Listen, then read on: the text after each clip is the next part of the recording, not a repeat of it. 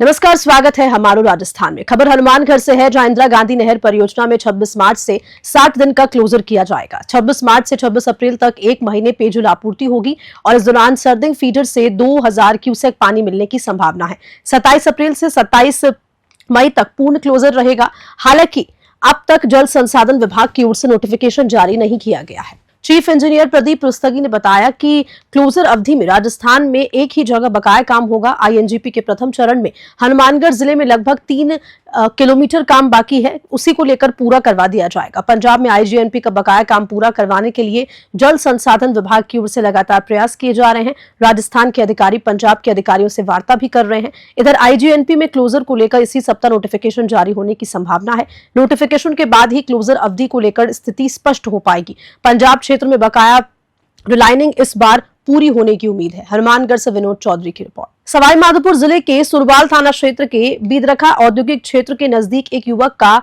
अधजला शव मिलने से इलाके में सनसनी फैल गई। घटना की सूचना पर सुरवाल थाना मौके पर पहुंची और घटनास्थल का मौका मुआयना करने के पश्चात शव को कब्जे में रखकर जिला अस्पताल की मोर्चरी में रखा, जहां बड़ी तादाद में ग्रामीण और मृतक के परिजन भी पहुंच गए। मृतक की शिनाख्त मोरपा निवासी सुरेश कुमार रैगर के रूप में हुई है। मृतक सुरेश कुमार मंडावरी के विद्यालय में लैब असिस्टेंट पद पर कार्यरत था। सोमवार सुबह 9 बजे घर से निकल जाने के बावजूद वह विद्यालय नहीं पहुंचा। ऐसे में परिजनों ने अपने स्तर पर उसे तलाश भी किया। पुलिस हत्या एक सुसाइड दोनों के एंगल से मामले की जांच में जुटी हुई है। फिलहाल पुलिस द्वारा पंचनामे की कार्रवाई की जा रही है और पोस्टमार्टम के बाद शव परिजनों को सुपुर्द किया जाएगा। सवाई माधोपुर से राकेश चौधरी की रिपोर्ट।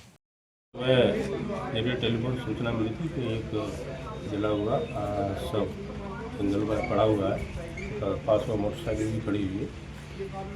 इस पर मौके पर पहुंचकर देखा है। मौके पर एफएसएल टीम बुलाई गई, उसके अधिकारियों को अवगत कराया गया, वो भी मौके पर पधारे। मौका मुआयना किया गया तो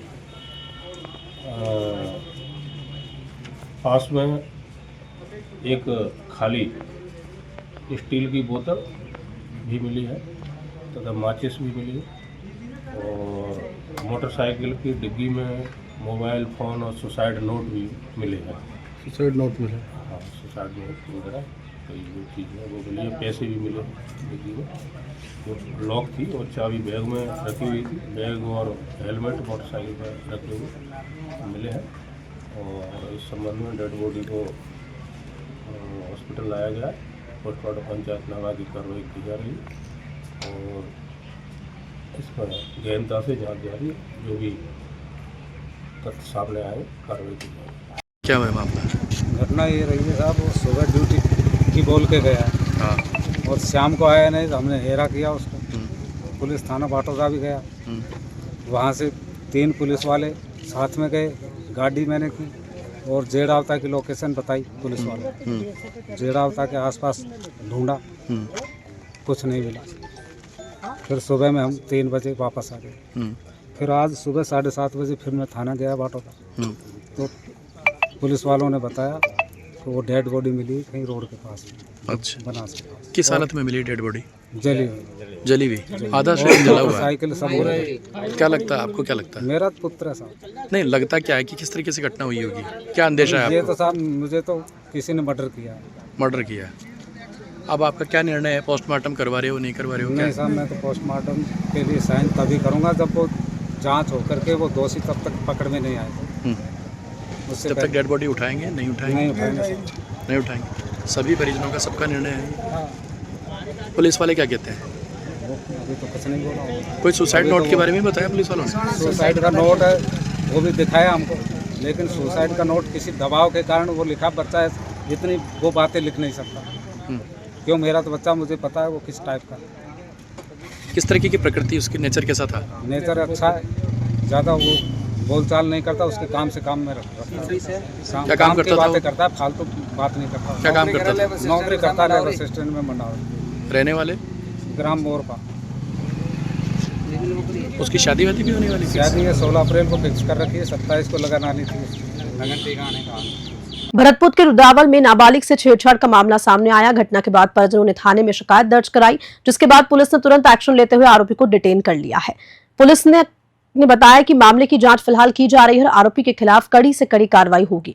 घटना के बाद इलाके में आक्रोश का माहौल है। वहीं पुलिस प्रशासन ने पीड़िता और उसके परिवार को सुरक्षा का भरोसा दिलाया है। रुद्रावाल से विनीत कुमार की रिपोर्ट।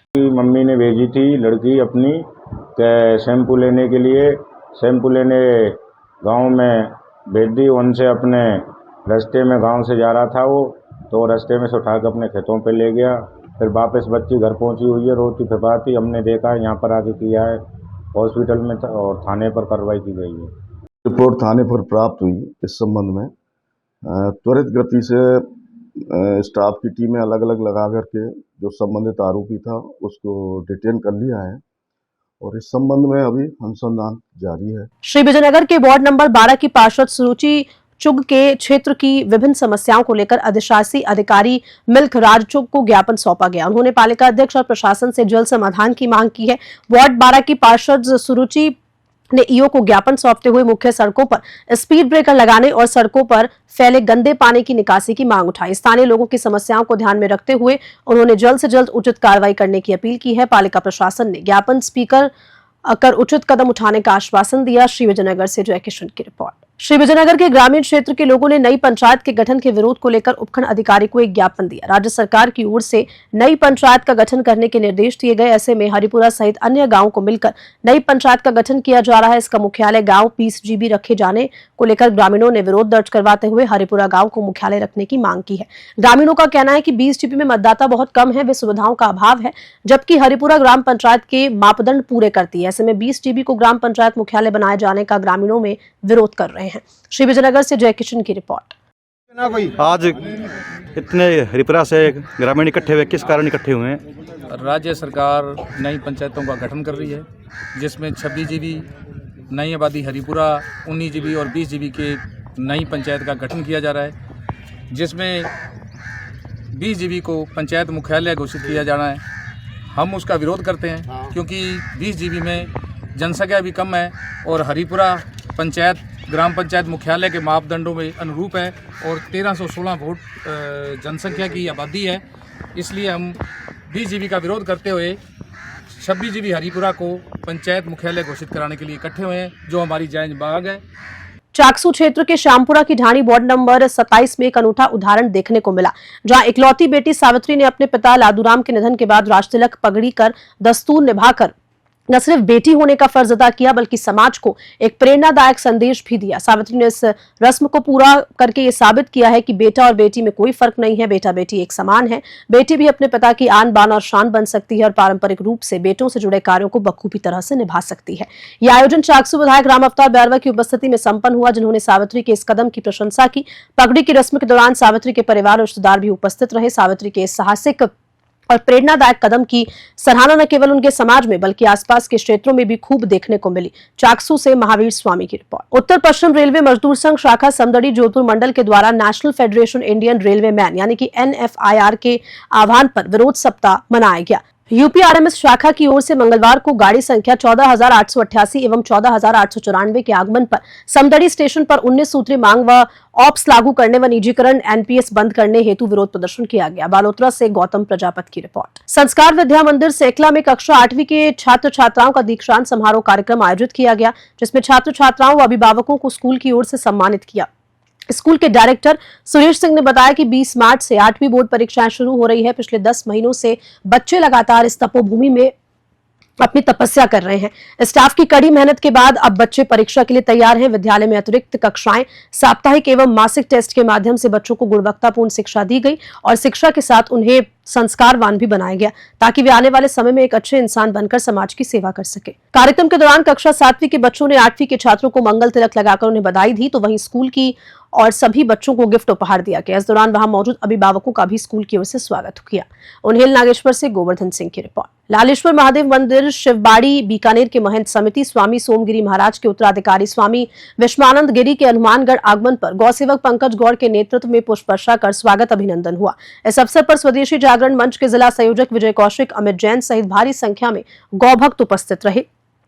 स्वामी जी द्वारा उपस्थित जनमानस को गीता एवं हनुमान चालीसा की पुस्तक भेंट की गई। इस अवसर पर स्वामी विश्वानंद गिरी ने कहा कि दया और दान की भावना जिस दिन हमारे मन में पूर्ण रूप से जागृत हो जाएगी, उस दिन पुनः भारत सोने की चिड़िया कहलाएगा। उल्लेखनीय है कि स्वामी गिरी सारस्वत समाज द्वारा भामाशाह सम्मान समारोह के निमित्त हनुमानगढ़ पधारे थे। हनुमानगढ़ से विनोद चौधरी की रिपोर्ट। श्रम गौरव का विषय है कि हनुमान की गढ़ी हनुमानगढ़ के अंदर हनुमान की शक्ति और हनुमान की भक्ति को लेकर कुछ चिन्मय चेतनाओं ने एक विराट भवन का निर्माण किया है। तो ऐसे भवन के निर्माण में जिन भामाशाहों ने अपना तन मन धन लगाया है, उनके सम्मान के लिए जो कार्यक्रम आयोजित हो रहा है, उस कार्यक्रम में ईश्वर की कृपा से मैं आया हूँ।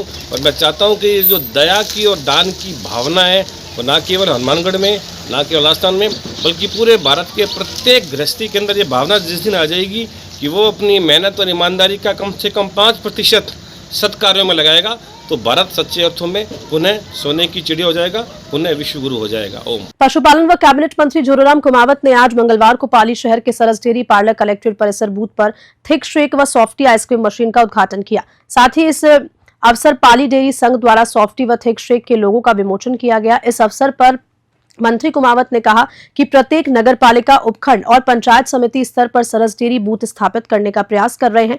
और इस अवसर पर डेयरी संघ जिलाध्यक्ष प्रताप सिंह बीठिया ने कहा कि डेयरी प्रबंधन में शुद्धता व उत्पादक की गुणवत्ता के लिए निरंतर प्रयासरत है। इस दौरान विधायक भीमराज भाटी, पूर्व विधायक ज्ञानचंद पारक, पूर्व सभापति महेंद्र बोहरा, जिला कलेक्टर एलन मंत्री, पुलिस अधीक्षक चूनाराम जाट सहित गणमान्य नागरिक मौजूद रहे। पाली से ललित तिवारी की रिपोर्ट। आंगनबाड़ी कर्मचारी संघ ने भारतीय मजदूर संघ के बैनर तले आंगनबाड़ी कर्मियों की समस्याओं को लेकर प्रधानमंत्री नरेंद्र मोदी के नाम जिला कलेक्टर श्रीनिधि बीटी को ज्ञापन दिया, जिसमें समान कार्य के लिए समान वेतन, सरकारी कर्मचारी का दर्जा देने और सेवानिवृत्ति के बाद एक मुश्त राशि देने की शामिल है। भारतीय मजदूर संघ जिला अध्यक्ष सरिता बंसल ने बताया कि केंद्र सरकार ने साल 2018 के बाद से उनके मानदेय में कोई बढ़ोतरी नहीं की है। धौलपुर से संजय कसाना की रिपोर्ट। भारतीय मजदूर संघ पूरे देश में जिला लेवल पर जिला कलेक्टर के माध्यम से प्रधानमंत्री जी को ज्ञापन दे रहा है। ये आंगनबाड़ी विभाग में जो भी स्कीम वर्कर हैं, ग्राम साथिन, आशा सहयोगिनी और सहायिका, आशा कार्यकर्ता सभी के लिए मानदेय या तो 18,000 रुपये महीने किए जाए या फिर इनको राज्य कर्मचारी घोषित किया जाए। इनकी ये प्रमुख मांग है। एक रिटायरमेंट पर राज्य सरकार ने घोषणा की है कि हम इनको ग्रेच्युटी देंगे, तो वो ग्रेच्युटी के आदेश नहीं किए हैं, वो आदेश किए जावे मतलब ग्रेच्युटी के।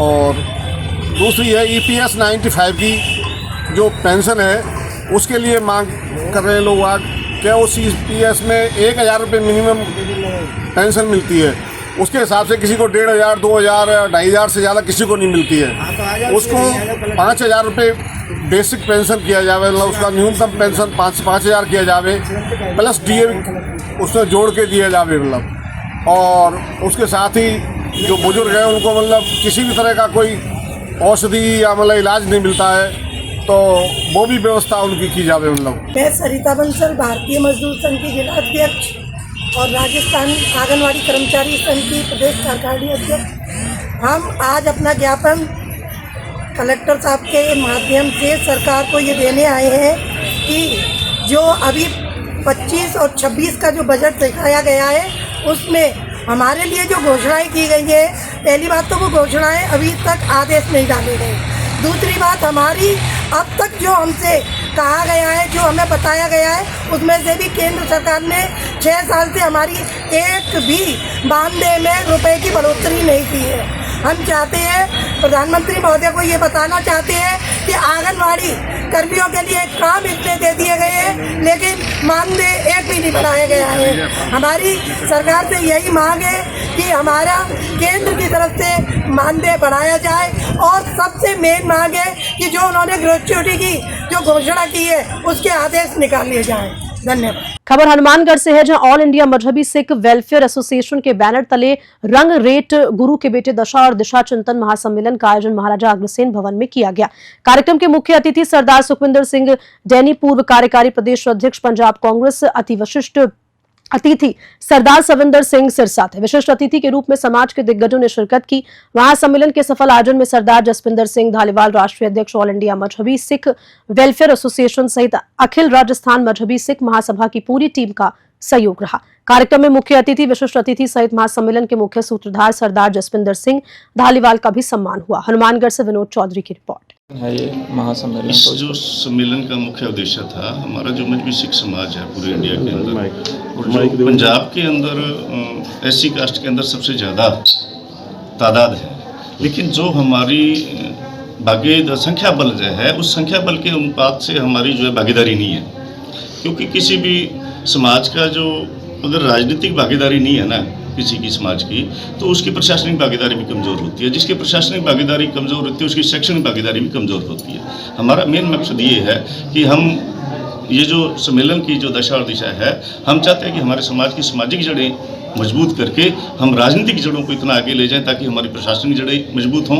और इसके लिए हमने हमारी कौम के एक लीडर की जरूरत थी। बूटा सिंह के बाद हमें जिस बात की कमी महसूस हो रही थी, और आज सुखविंदर सिंह जी डैनी का जो हमसे मिलान हुआ है, समाज की इन्होंने जो बाजू पकड़ी है, तो हमें पूर्ण विश्वास है कि जो कद सरदार बूटा सिंह जी का कांग्रेस में था, हम चाहते हैं सुखविंदर सिंह जी डैनी के साथ हमारा मजबी सिख समाज साथ खड़ा है, वाल्मीकि भाईचारा समाज साथ खड़ा है, और हम चाहते हैं कि ये उसी मुकाम पर पहुँचे और कौम की अगुवाई करें। धन्यवाद। हाँ जी, बताइए महासम्मेलन में आप बता रहे हैं क्या उद्देश्य है? देखिए, आज मैं यहाँ पे आया हूँ राजस्थान की धरती पे, सरदार जसविंदर सिंह धालीवाल और साथ में हमारे सुविंदर सिंह जी, गेल गुरमीत सिंह जी हैं और इनकी सारी टीम, इन्होंने आज यहाँ पे मुझे बुलाया था और मैं आज यहाँ पे आकर के मुझे बहुत खुशी हुई है, बहुत मन प्रसन्न हुआ है जब ये देखा कि बड़ी देर से मेरे साथ साथी बात कर रहे थे कि जो हमारा पंजाब के अंदर दलित समाज के अंदर एक अहम अंग है मजबी सिख और वाल्मीकि समाज का, वो हमारे भाई, हमारे साथी राजस्थान के अंदर भी इतनी बड़ी तादाद में हैं। इन सभी साथियों ने मुझे जब मेरे पास अमृतसर आए, उन्होंने बुलाया और बोला कि हमें आना, और मुझे आज आकर के ऐसे लगा जैसे मैं अपने परिवार के अंदर, अपने साथियों के अंदर मिलने के लिए आया हूँ। और बहुत सारा इन्होंने इज़्ज़त मान सम्मान दिया और मैं इनका तहे दिल से शुक्रिया अदा करता हूँ। और आने वाले दिनों के अंदर हमारे इस समाज को, इस समाज के अंदर तरक्की आए, इस समाज के अंदर विकास हो, खुशहाली आए, उस चीज़ के लिए हम सभी साथी मिलजुल करके यत्नशील रहेंगे।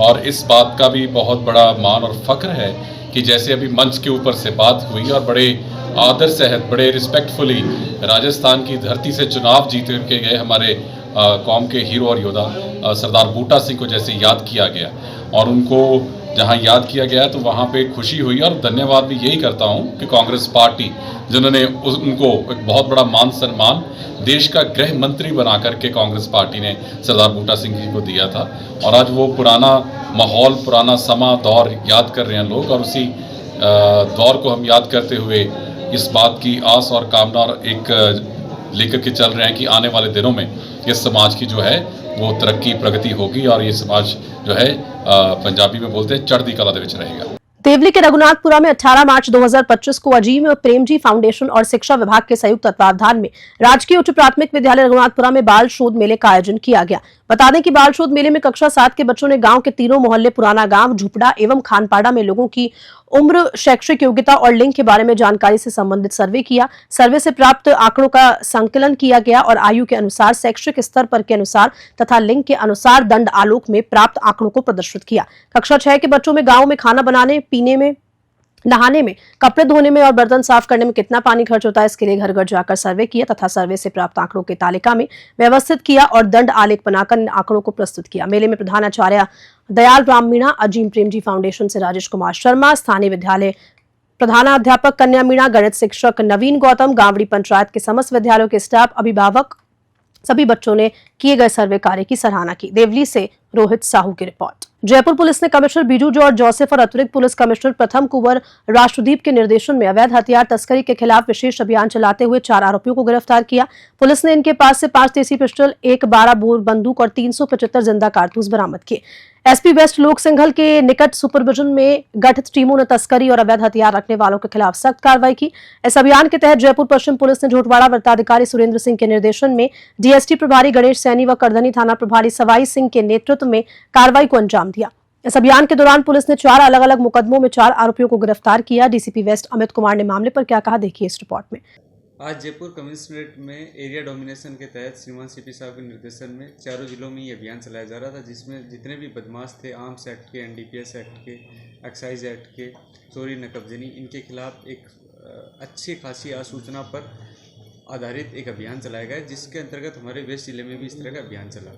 उसी अभियान में जब आर्म्स एक्ट के जो कार्य में लिप्त इस तरह के हार्डकोर अपराधी हैं या उनसे जुड़े हुए लोग हैं, उस पर लगातार निगरानी रखी जा रही थी। उसी में हमारे DST के एक कांस्टेबल हैं कोमल, उनके इनपुट पर और बाद में फर्दर और इनपुट डेवलप होने पर ये कार्रवाई हुई, जिसमें अर्ली मॉर्निंग से ही करदनी थाना क्षेत्र के अलग अलग हिस्सों में जब रेड की गई तो 4 बदमाशों को गिरफ्तार किया गया। इनके कब्जे से 5 पिस्टल, एक 12 बोर गन और 375 कारतूस मिले हैं, जिसमें 2 12 बोर के, बाकी 373 हैं वो पिस्टल के कारतूस हैं। इसमें एक मुख्य मुलजिम जो है वो उत्तम भदौरिया करके है, जो MP के भिंड का रहने वाला है। बाकी अन्य 3 मुलजिम जो हैं नेत्रपाल सिंह है, धर्म प्रताप सिंह है और उत्सव है। इनको जो हथियार सप्लाई दिए गए उसमें इनपुट ये है कि इसी जो MP से लाने वाला मुलजिम है इसके द्वारा दिए गए। बाकी अन्य मामलों में अनुसंधान जारी है। जो इनसे रिकवरी हुई है, जो उत्तम जो मुख्य मुलजिम है जिसने MP से लाकर यहाँ सप्लाई करने के भी तथ्य आए हैं, उसे 3 पिस्टल बरामद हुई हैं। इसके अलावा 50 कारतूस और एक 12 बोर बरामद हुई है। जो नेत्रपाल है उससे एक पिस्टल बरामद हुई है। धर्म प्रताप सिंह जादौन जो है उससे 300 कारतूस के आसपास बरामद हुई है और जो उत्सव है उससे 13 कारतूस बरामद हुए। तो इस तरह बड़ी संख्या में हथियार और जो कारतूस है वो मिले हैं। किस पर्पज से, किन अपराधियों से जुड़े हुए हैं और किन किन लोग इनके साथ जुड़े हुए हैं, इस पर पुलिस अभी अनुसंधान कर रही है। कितने का हथियार था सर ये? वहाँ से MP से कितने रुपए में लेके आए थे, यहाँ कितने में सप्लाई की थी? और एक शख्स से 300 हथियार वो राउंड मिलना, ये क्या पर्पज था सर? इतना कुछ आया है अभी? चूँकि आज अर्ली मॉर्निंग से ही रेड की कार्रवाई आरंभ हुई, तो पहले मुलजिम को पकड़ने के बाद में बाकी अन्य इनपुट डेवलप होने के बाद में बाकी अन्य मुलजिम गिरफ्तार हुए। तो किस किस को ये सप्लाई जानी थी और किसी के पास भी हथियार है क्या, इस मामले में अनुसंधान जारी है। किस लागत में लाया गया, इस पर भी अभी अनुसंधान के क्रम में तथ्य सामने आएंगे। सर ये चारों का पुराना वो क्रिमिनल रिकॉर्ड, जैसा कि मैंने अभी बताया, ये सारी कार्रवाई अर्ली मॉर्निंग से लेकर अब तक की, इनका क्रिमिनल रिकॉर्ड संबंधित राज्यों से और संबंधित जिला पुलिस से खंगाला जा रहा है। इसके साथ ही कुछ हमारे, अगर हम ये भी तलाश कर रहे हैं कि ये यहाँ कहाँ रह रहे थे, अगर इनमें से कोई भी अपराधी अगर कहीं भी किराएदार की भूमिका में रहना पाया जाता है तो हम मकान मालिक के खिलाफ 223B के तहत कड़ी विधि संगत कार्रवाई करेंगे। मैं सभी मकान मालिकों से अपील दोबारा कर रहा हूँ, हमने जयपुर वेस्ट में पहले भी कार्रवाई की, उसके बाद भी 2 मकान मालिकों पे पिछले 10-12 दिन में कार्रवाई हुई है। इस तरह के अपराधियों को बिना क्रिमिनल रिकॉर्ड चेक कराए, बिना पुलिस वेरिफिकेशन कराए उनको अपने घर में रखना, जिससे पूरे शहर में दहशत की माहौल क्रिएट हो सकता है, पूरे शहर की आमदनी की सुरक्षा खतरे में पड़ जाती है। तो हमारी सभी मकान मालिकों से अपील है कि वो पुलिस वेरिफिकेशन अपने घर में रहने वालों को जरूर कराएं। अगर इसमें कोई भी किराएदार रहना पाया गया तो मकान मालिक के खिलाफ भी उसी तरह की कड़ी विधि संगत कार्रवाई अमल में लाई जाएगी। सर क्या एक्शन होता है, जैसे कोई वेरिफिकेशन नहीं करता तो उसके खिलाफ मुकदमा होता है, सजा का प्रावधान है? 163 BNSS के तहत श्रीमान CP साहब के यहाँ से एक आदेश निकला हुआ है, जिसमें शहर में हुए कई सारे अपराध जो किराएदारों ने किए, जिनका क्रिमिनल रिकॉर्ड भी था, लेकिन मकान मालिकों द्वारा पुलिस वेरिफिकेशन नहीं कराने से उनको एक तरह की सहूलियत मिलती है। तो 163 के तहत ये आदेश निकाला गया है। समस्त मकान मालिकों को इस बाबत पाबंद किया गया कि वो अपने समस्त किराएदारों का वेरिफिकेशन करवा लें, ताकि आमजन की सुरक्षा में किसी तरह का खतरा उत्पन्न नहीं हो। इस आदेश की पालना करना समस्त सिटीजन का न केवल दायित्व है, बल्कि उनको इस रूप में वो उसको बाउंड डाउन किया गया है कि वो इसकी पालना करें। अगर वो पालना नहीं करते हैं तो 223B BNS के तहत उनकी 1 साल तक की सज़ा हो सकती है, जिसका इस्तगासा जो है वो माननीय न्यायालय में दायर होता है। तो हमने पहले भी इस तरह के इस्तगासे दायर किए और आगे भी इस तरह के दायर करेंगे। खबर के साथ हमारा राजस्थान में इतना ही। नमस्कार।